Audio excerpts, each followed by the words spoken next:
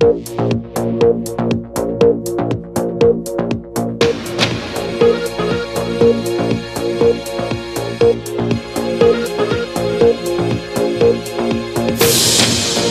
রামমোহন রায়, যিনি ছিলেন প্রথম ভারতীয় ধর্মীয় সামাজিক পুনর্গঠন আন্দোলনের মাধ্যমে ব্রাহ্ম সমাজের প্রতিষ্ঠাতা এবং বাঙালি দার্শনিক। তৎকালীন রাজনীতি, জনপ্রশাসন, ধর্মীয় এবং শিক্ষাক্ষেত্রে তিনি উল্লেখযোগ্য প্রভাব রাখতে পেরেছিলেন। তিনি সবচেয়ে বেশি বিখ্যাত হয়ে আছেন তার সতীদাহ প্রথা বিলুপ্ত করার প্রচেষ্টার জন্য। সে সময় হিন্দু বিধবা নারীদের স্বামীর চিতার সহমরণে যেতে হতো বা আত্মাহুতি দিতে বাধ্য করা হতো, অর্থাৎ স্বামী মারা গেলে স্বামীর সাথে জীবন্ত স্ত্রীকে, এবং এই বিধানটি রহিত করার পেছনে রাজা রামমোহন রায়ের রয়েছে বিশেষ অবদান। রামমোহন রায় কলকাতায় 1828 খ্রিস্টাব্দের 20 আগস্ট ইংল্যান্ডে যাত্রার আগে দ্বারকানাথ ঠাকুরের সহিত ব্রাহ্ম সমাজ প্রতিষ্ঠা করেন। পরবর্তীকালে এই ব্রাহ্ম সমাজ এক সামাজিক ও ধর্মীয় আন্দোলন এবং বাংলার পুনর্জাগরণের পুরোধা হিসেবে কাজ করে। রাজা রামমোহন রায় 1772 খ্রিস্টাব্দের 22 মে হুগলি জেলার রাধানগর গ্রামে সম্ভ্রান্ত কুলীন বংশে জন্মগ্রহণ করেন। তার প্রপিতামহ কৃষ্ণকান্ত ফারুকশিয়ারের আমলে বাংলার সুবেদারের আমিনের কাজ করতেন, আর সেই সূত্রেই হয়তো তাদের নামের সাথে রায় পদবীটি ব্যবহার করা হয়। তার পিতা ছিলেন রামকান্ত রায়, যিনি ছিলেন বৈষ্ণবী, এবং মাতা তারিণী দেবী ছিলেন শাক্ত। মাত্র 15 থেকে 16 বছর বয়সে তিনি গৃহত্যাগ করেছিলেন নানা স্থানে ঘোরার জন্য। কাশীতে ও পাটনায় তিনি কিছুকাল অতিবাহিত করেছিলেন এবং নেপালে গিয়েছিলেন। সেখানে গিয়ে তার সাথে তন্ত্রশাস্ত্রবেত্তা সুপণ্ডিত নন্দকুমার বিদ্যালঙ্কারের যোগাযোগ হয়েছিল এবং তার সংস্পর্শে এসে তিনি সংস্কৃতে বিশেষ জ্ঞান অর্জন করেছিলেন। এছাড়াও তিনি বাল্যকালে 18 শতকের ভারতের গতানুগতিক সনাতনী শিক্ষা লাভ করেন। তার বাল্যকালে ও প্রথম যৌবনে তিনি হিন্দি ও তার মাতৃভাষা বাংলা ছাড়াও বেশ কয়েকটি প্রাচ্য ভাষা যেমন সংস্কৃত, আরবি ও ফার্সিতে উল্লেখযোগ্য ব্যুৎপত্তি লাভ করেন। তিনি হিন্দু ধর্মশাস্ত্রসমূহ ভালোভাবে আয়ত্ত করেন এবং মুসলমান পণ্ডিত ও ইস্ট ইন্ডিয়া কোম্পানির সরকারের রাজস্ব ও বিচার বিভাগের কর্মকর্তাদের সাথে ঘনিষ্ঠ যোগাযোগের মাধ্যমে ইসলামী ধর্মতত্ত্ব ও আইনশাস্ত্রে যথেষ্ট জ্ঞান অর্জন করেন। আরবি ভাষার মাধ্যমে তিনি প্রাচীন গ্রিক দর্শনশাস্ত্র ও বিজ্ঞান যেমন অ্যারিস্টটলের যুক্তিবিদ্যা ও ইউক্লিডের মূলনীতিসমূহের প্রাথমিক পর্যায়ের সাথে পরিচয় ঘটে। ফলে তিনি কিছুটা সমালোচনামূলক ও যৌক্তিক দৃষ্টিভঙ্গি আত্মস্থ করেন। ইসলাম ও হিন্দু ধর্মের শাস্ত্রসম্মত বিধানসমূহের তুলনামূলক অধ্যয়ন এবং পারস্যের সুফি মরমীবাদী কবিদের কাব্যসমূহের সাথে তার পরিচিতি ও সেই সাথে অ্যারিস্টটলীয় যুক্তিবিদ্যা অল্প বয়সে তাকে সনাতন ধর্মসমূহের ব্যাপারে কিছুটা বিপ্লবী মনোভাবাপন্ন করে তোলে। রামমোহনের প্রথম দিকের রচনাসমূহ ছিল আরবি ও ফার্সি ভাষায়। মানজারাতুল আদিয়ান শীর্ষক তার প্রথম গবেষণামূলক গ্রন্থটি বিভিন্ন ধর্মের আলোচনায় নিবেদিত ছিল। এটি কখনো ছাপা হয়নি এবং পরবর্তীতে হারিয়ে যায়। আরবি ভাষার শিরোনাম ও মুখবন্ধ সম্বলিত ফার্সি ভাষায় লিখিত তার গবেষণামূলক পুস্তিকা তুহফাত উল মুওয়াহিদ্দিন এ রামমোহন শুধু এ গ্রন্থটির কথা উল্লেখ করেছেন। গ্রন্থটি 1803 থেকে 4 সালে মুর্শিদাবাদে প্রকাশিত হয়। তখন তিনি মুর্শিদাবাদে বাস করতেন।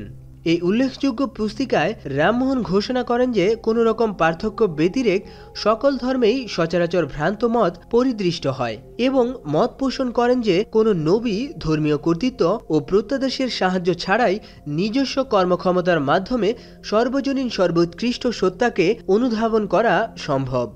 বস্তুত তুহফাত প্রকাশিত হওয়ার কয়েক বছর পূর্বে রামমোহন হিন্দুদের সনাতন প্রতিমা পূজা মেনে নিতে অস্বীকার করেন এবং প্রায়শ যুগ যুগ ধরে চলে আসা হিন্দু প্রথা ও আচার অনুষ্ঠানের প্রতি সমালোচনা মুখর হয়ে ওঠেন।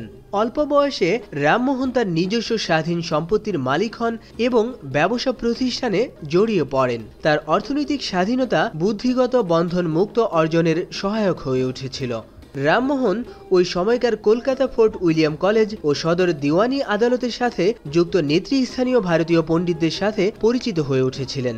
তিনি ইউরোপীয় কর্মকর্তা ও বণিকদের ঘনিষ্ঠ সংস্পর্শে আসেন, যাদের অনেকেই উদারবাদী চিন্তা ও ফরাসি বিপ্লবের সাথে সংশ্লিষ্ট ছিলেন। রামমোহন ইতিপূর্বেই ইংরেজি শিখেছিলেন এবং তার ইংরেজ বন্ধুদের সান্নিধ্যে এসে সমকালীন ইউরোপীয় চিন্তাধারার সাথে পরিচিত হয়েছিলেন। 1814 সালের মাঝামাঝি সময়ে তিনি কলকাতায় বসতি স্থাপন করেন এবং তার জীবনের নতুন এক পর্ব শুরু করেছিলেন। তিনি সিদ্ধান্ত নেন যে তিনি তার জীবনকে সামাজিক ও ধর্মীয় সংস্কারের উদ্দেশ্যে উৎসর্গ করবেন। তার কলকাতা পৌঁছার 1 বছরের মধ্যেই সমমনা ব্যক্তিদের নিয়ে তিনি আত্মীয় সভা নামে একটি একান্ত সংগঠন প্রতিষ্ঠা করেন। এর সদস্যবৃন্দ ওই সময়কার ধর্মীয় ও সামাজিক সমস্যাবলী নিয়ে আলোচনার জন্য তার বাসায় নিয়মিত মিলিত হতেন। অতি শীঘ্রই রামমোহন তার চারপাশে ছোট কিন্তু প্রভাবশালী একটি বন্ধুমহল গড়ে তুলতে সমর্থ হন, যাদের মধ্যে ছিলেন ভারতীয় ও ইউরোপীয় উভয় শ্রেণীর লোক। তার ঘনিষ্ঠ ভারতীয় বন্ধুদের মধ্যে ছিলেন দ্বারকানাথ ঠাকুর ও প্রসন্ন কুমার ঠাকুর। তারা দুজনেই ছিলেন নেতৃস্থানীয় ও সম্পদশালী জমিদার, যাদের ইউরোপীয় ব্যবসায়ীদের সাথে ঘনিষ্ঠ বাণিজ্যিক সম্বন্ধ ছিল। যদিও তারা ধর্ম বিষয়ের রামমোহনের আমূল সংস্কারের ধারণাসমূহের সাথে পুরোপুরি একমত হননি, তবুও তারা সামাজিক সংস্কার সাধন ও পাশ্চাত্য শিক্ষা বিস্তারের জন্য সকল প্রকার প্রচেষ্টাকে মনে প্রাণে সমর্থন করতেন। রামমোহন হিন্দু সংস্কারের এক মহান যুগের সূত্রপাত করেন। তিনি সতীদাহের মতো কুপ্রথার বিরুদ্ধে জনমত গড়ে তুলতে সক্ষম হন, যা 1829 সালে বিশেষ আইনের মাধ্যমে প্রথাকে বন্ধ করতে সরকারকে প্রভাবিত করে। রামমোহন প্রতিমা পূজাকেও দৃঢ়ভাবে বর্জন করেন এবং তিনি বিশ্বাস করতেন যে হিন্দু ধর্ম এক সার্বজনীন ঈশ্বরের পূজা করতে নির্দেশ দেয়। 1828 সালে রামমোহন ব্রাহ্ম সভা অর্থাৎ ঈশ্বরের সমাজ প্রতিষ্ঠা করেন, যা বস্তুত হিন্দু ধর্মের নতুন একটি শাখা হিসেবে আত্মপ্রকাশ করে।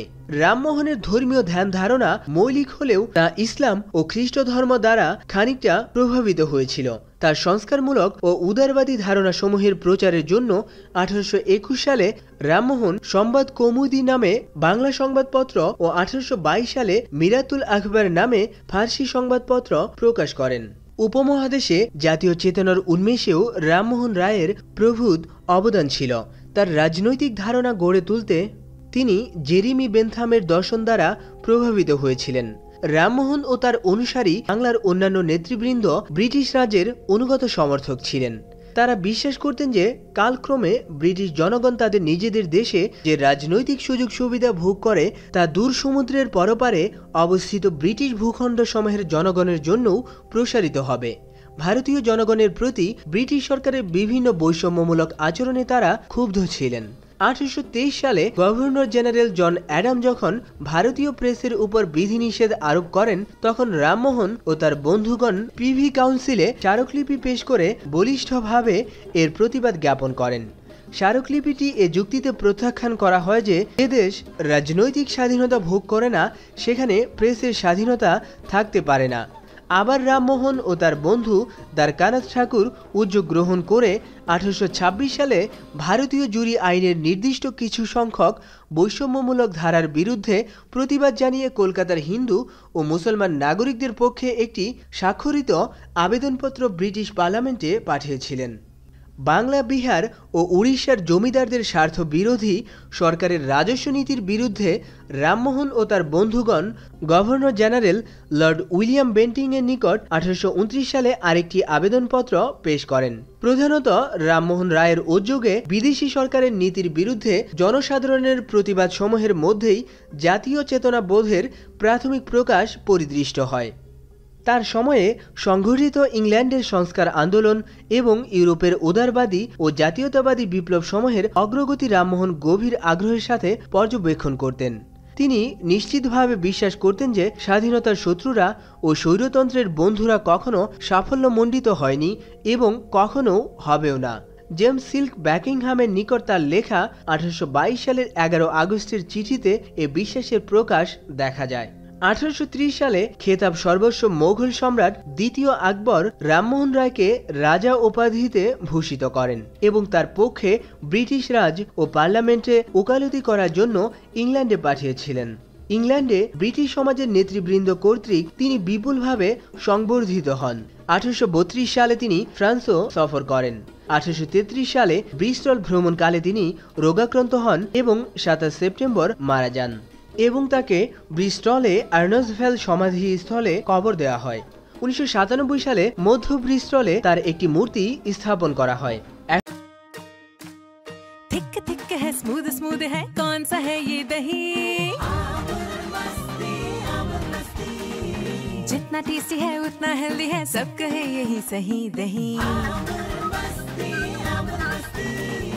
ऐसे ही खाया या डिश पकाया जो भी बनाया उसको पचाया सबसे बेस्ट ये दही हेल्दी टेस्टी और थिक दही अमूल मस्ती दही हर घर में घुल जाए हर दिल में जम जाए सबसे बेस्ट ये दही